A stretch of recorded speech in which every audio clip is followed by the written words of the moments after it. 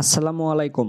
আপনি যদি visual studio code বা ভিএস কোড এই কোড এডিটরটি ব্যবহার করতে চান তাহলে আপনাকে দুইটি কাজ করতে হবে। সেটি হলো এই কোড এডিটরের জন্য একটি কম্পাইলার ইনস্টল করতে হবে, তারপরে এই কোড এডিটরটি ইনস্টল করতে হবে। কিভাবে আপনি এই ভিজুয়াল স্টুডিও কোডের জন্য একটি কম্পাইলার সেট আপ করবেন এবং এই ভিজুয়াল স্টুডিও কোডটি ইনস্টল করে সেটি সেট আপ করার পরে আপনার ফার্স্ট কোডটি রান করবেন সেটাই দেখাবো আজকের ভিডিওটিতে।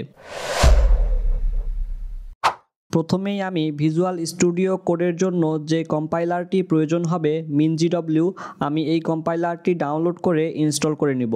এর জন্য আমি যে কোনো একটি ব্রাউজারের সার্চ বার ওপেন করে MinGW লিখে সার্চ করব। তাহলেই প্রথমে যে ওয়েবসাইটটি আসবে সেই ওয়েবসাইটে প্রবেশ করব। এই ওয়েবসাইটটিতে আসার পরে এইখানে ডাউনলোড লেখাটি দেখতে পাবো। এখন এই ডাউনলোড অপশানে একটা ক্লিক করব। তাহলে এখানে কয়েক সেকেন্ড অপেক্ষা করলে ডাউনলোডটি শুরু হয়ে যাবে। আমি এখান থেকে সফটওয়্যারটি যেই ফোল্ডারে রাখবো সেই ফোল্ডারটি সিলেক্ট করে দিব। দেওয়ার পরে এখানে সেভ অপশানে ক্লিক করব। ওকে, দেখুন আমার ডাউনলোডটি কিন্তু হয়ে গেছে। এখন আমি এই কম্পাইলারটি ইনস্টল করব। এর জন্য এই সফটওয়্যারের উপরে ডাবল ক্লিক করব এবং এরপরে ইনস্টলে ক্লিক করব। এরপরে যে ডিফল্ট ডিরেক্টরিটি আসবে আমি সেটাই রাখবো। রাখে এখানে কন্টিনিউয়ে ক্লিক করব। তাহলেই ইনস্টলেশন প্রক্রিয়াটি শুরু হয়ে যাবে। ইনস্টলেশনের এক সময়ে এখানে কন্টিনিউ অপশান আসবে। এরকম এখানে যদি কন্টিনিউয়ের অপশান আসে তাহলে এই কন্টিনিউ অপশানে ক্লিক করতে হবে। এখন এই রকমের একটি ইন্টারফেস আসবে। এখন এইখানে যে প্যাকেজগুলো আছে এর মধ্যে কয়েকটি প্যাকেজকে আমাকে অ্যাক্টিভ করতে হবে। এখানে আমি MinGW 32 GCC G++ এই প্যাকেজটির উপরে একটা ক্লিক করব। তারপরে মার্ক ফর ইনস্টলেশন এই অপশানে ক্লিক করব। এরপরে ওপরে আরেকটি প্যাকেজ রয়েছে MinGW 32 বেস, এই প্যাকেজটির উপরে একটা ক্লিক করব এবং মার্ক ফর ইনস্টলেশনে ক্লিক করব। এই সেকশনটি কিন্তু অনেক বেশি গুরুত্বের, এই কারণে এখানে ভালো করে খেয়াল রাখবেন আপনি MinGW 32 বেস এই প্যাকেজটি এবং MinGW 32 GCC G++ এই দুইটি প্যাকেজটি সিলেক্ট করতেছেন কিনা। ওকে, সিলেক্ট করা হয়ে গেলে এখানে বাম পাশে ইনস্টলেশনে ক্লিক করব। এরপরে অ্যাপ্লাই টু চেঞ্জে ক্লিক করব। তারপরে আবার অ্যাপ্লাইয়ে ক্লিক করব। তাহলেই এই দুটি প্যাকেজও ইনস্টল হওয়া শুরু হয়ে যাবে। এটা ইনস্টল হয়ে গেলে এখান থেকে ক্লোজ অপশানে ক্লিক করব। তারপরে এটা আমি কেটে দিব। এরপরে আমাকে আরেকটি ছোট্ট কাজ করতে হবে। সেটি হলো এই MinGW কম্পাইলারটি আমার কম্পিউটারে যে ড্রাইভে ইনস্টল হয়েছে আমি সেই ড্রাইভে চলে আসব। আসার পরে এখানে MinGW নামে একটি ফোল্ডার দেখতে পাবো। এখন আমি এই ফোল্ডারের ভিতরে প্রবেশ করব। এখানে আমি প্রথমেই বিন নামে একটি ফোল্ডার দেখতে পাবো। এখন এই বিন ফোল্ডারের ভিতরে প্রবেশ করব। এরপরে ওপরে এই অ্যাড্রেস বারে ক্লিক করে এই বিন ফোল্ডারের যে অ্যাড্রেস সেই অ্যাড্রেসটি কপি করে নিব। কপি করার পরে আমার পিসির সার্চ বারে চলে আসব বা স্টার্ট মেনুতে চলে আসব। আসার পরে এনভায়রনমেন্ট লিখে সার্চ করব। এনভায়রনমেন্ট লিখলেই দেখুন edit the system environment variables এটি চলে আসবে। এখন এটি এখান থেকে ওপেন করব। ওপেন করার পরে এখানে নিচের দিকে এনভায়রনমেন্ট ভেরিয়েবলসে ক্লিক করব। এরপরে এখানে পাথ অপশনটিতে ডাবল ক্লিক করব। ডান পাশ থেকে নিউ অপশানে ক্লিক করব। তাহলেই এখানে নতুন একটি পাথ অ্যাড করার অপশান চলে আসবে। এখন এখানে যে বক্সটা আছে সেই বক্সে আমার কপি করা সেই বিন ফোল্ডারের লোকেশনটা পেস্ট করে দিব। এরপরে ওকে অপশানে ক্লিক করব। তারপরে আবার ওকে অপশানে ক্লিক করব এবং এখানে আবার ওকে অপশানে ক্লিক করব। তাহলেই আমার কাজটি শেষ। এখন আমি চেক করে দেখব এই MinGW কম্পাইলারটি আমার পিসিতে সঠিকভাবে ইনস্টল হয়েছে কিনা। এর জন্য আমি CMD লিখে সার্চ করব এবং কমান্ড প্রম্পটটি ওপেন করব। এখন এখানে লিখব GCC স্পেস --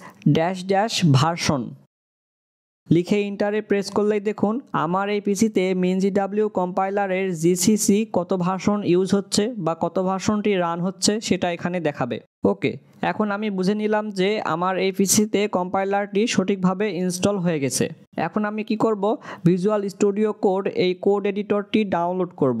এর জন্য আমি ব্রাউজারে চলে এসে নতুন একটি ট্যাব ওপেন করব এবং VS কোড লিখে সার্চ করব।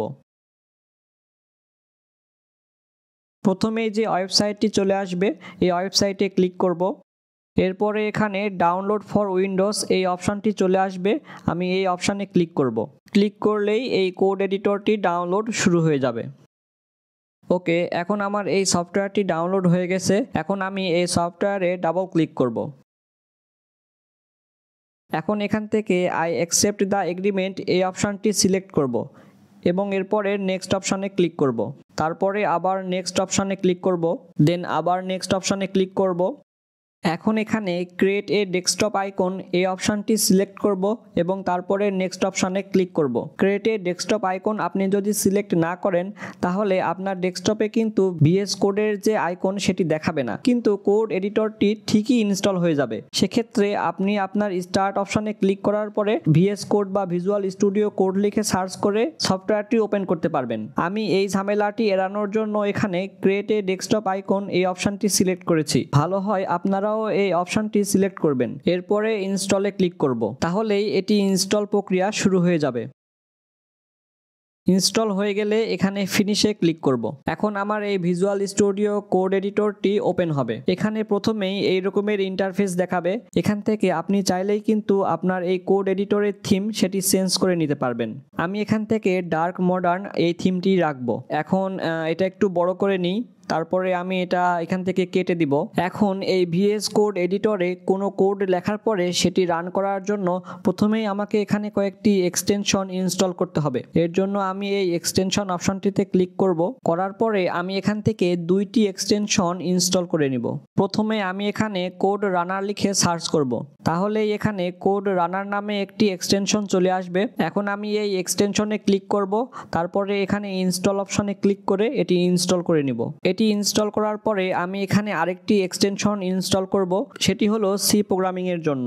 যেহেতু আমি প্রথম অবস্থায় আপনাদের একটি সি প্রোগ্রাম করে সেটি রান করে দেখাবো, এই কারণে সি এর জন্য সুইটেবল একটি এক্সটেনশন আমি এখান থেকে ইনস্টল করে নিব। ওকে, এখানে সি লিখলেই অনেকগুলো এক্সটেনশন চলে আসবে। এখান থেকে দেখুন সি এক্সটেনশন প্যাক, এই এক্সটেনশনটিতে ক্লিক করব এবং এখান থেকে এটা ইনস্টল করে নিব।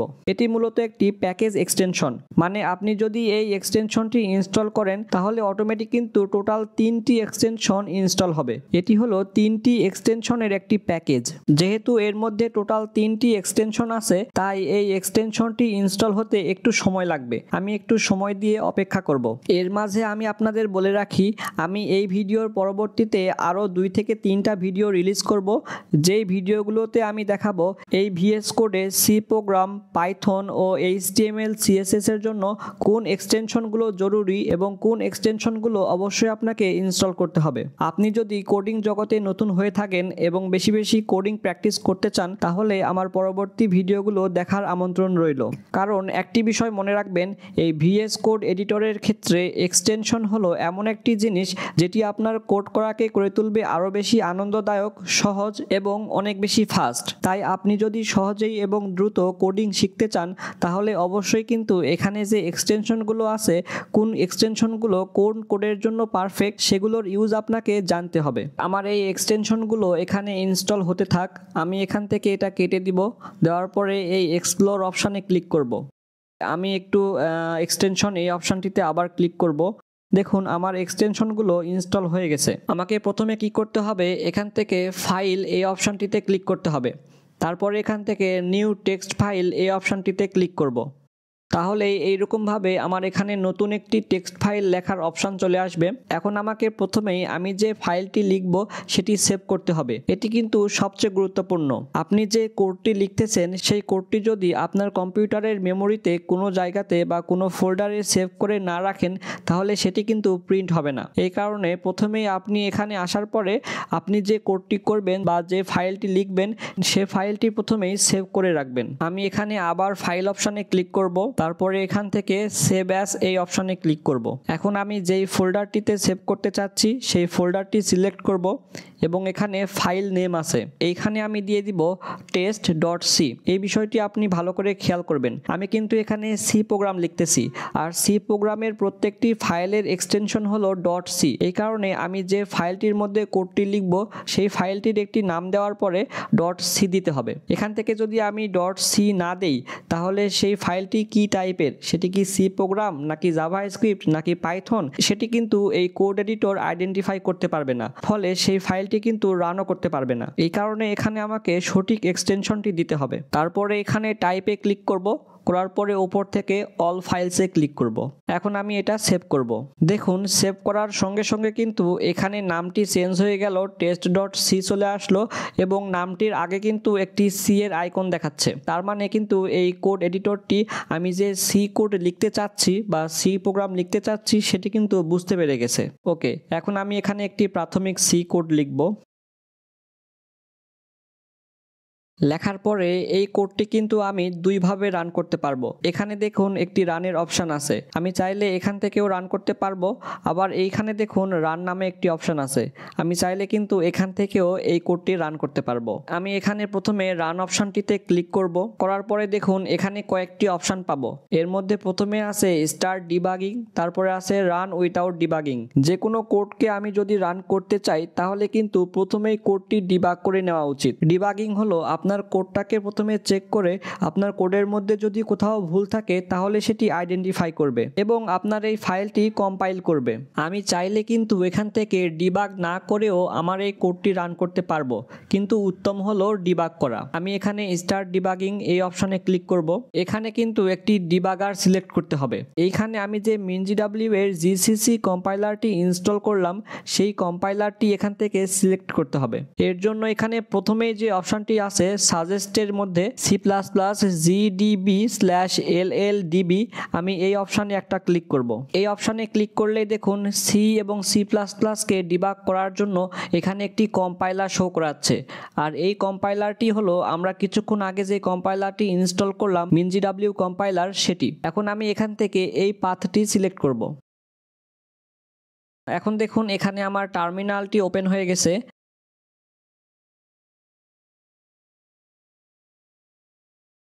এখানে আমি এখান থেকে আউটপুটে ক্লিক করব। আমার এই কোডটির আউটপুট এখন এখানে দেখাচ্ছে না। এখন আমি এই কোডটি আবার রান করব। এর জন্য এই অপশানটিতে ক্লিক করব এবং এখান থেকে রান কোডে ক্লিক করব। ওকে, এখন দেখুন এখানে কিন্তু আমার এই কোডের যে আউটপুট সেটি দেখাচ্ছে। এভাবেই কিন্তু আপনি সহজে এই VS কোড এবং MinGW ইনস্টলের মাধ্যমে এই কোড এডিটরে যে কোনো কোড রান করতে পারবেন। আজকের ভিডিওটি এই পর্যন্তই। ভিডিওটি ভালো লাগলে ভিডিওতে একটি লাইক করবেন এবং আমাদের এই চ্যানেলটি সাবস্ক্রাইব করে সাথেই থাকবেন। এতক্ষণ সাথে থাকার জন্য সবাইকে ধন্যবাদ।